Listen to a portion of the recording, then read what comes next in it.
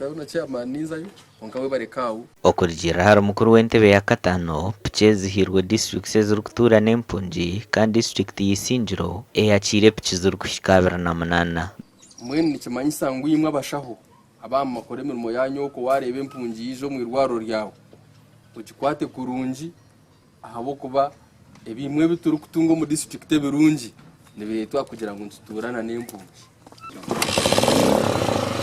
bitaba barabwirwa na munonga bari kuzitwara bakazihindura zabo nk'abantu ninga bakaziha abanyabuzare hamwe no kuzitwara umbara ngo kubarakwatwe tubera kwija kubabera birunji hatito twagishanga family member ariyo nagivuga family member ni manyisa kingu manyisa mwacenga twamusanga ariyo nagivuga itobushara arrest immediately then twamwa arrestinga kandi kuza kumwihayo ubwo nabwo n'urutaro ahasigara ntugamba ka ukandi twabagambara guidelines muzine ziri attached kintu manyisa ngo bikurata aho niba bitari birunji batamutoya some of even you hire them to other people to use them, but actually when you are found hiring this motorcycle with that red number then you get a charge ugikomeje iki ya government n'icumurizo nkiki aba barabwirwa ngo piki neza kusiba ubuherezo mu bantu ahabwe kizubuke by'ingendo mu mwanyogo mureke piki tuyamba mu kuzo outreaches okushika abantu bitu babutosha bari yabafutiro omufacilitejo abo kubitwe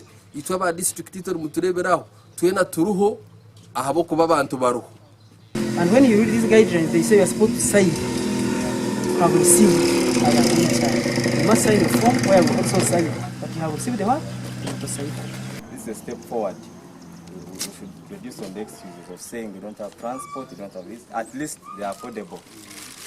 So we commit ourselves in their presence that after today, when we come back tomorrow, maybe there'll be an improvement.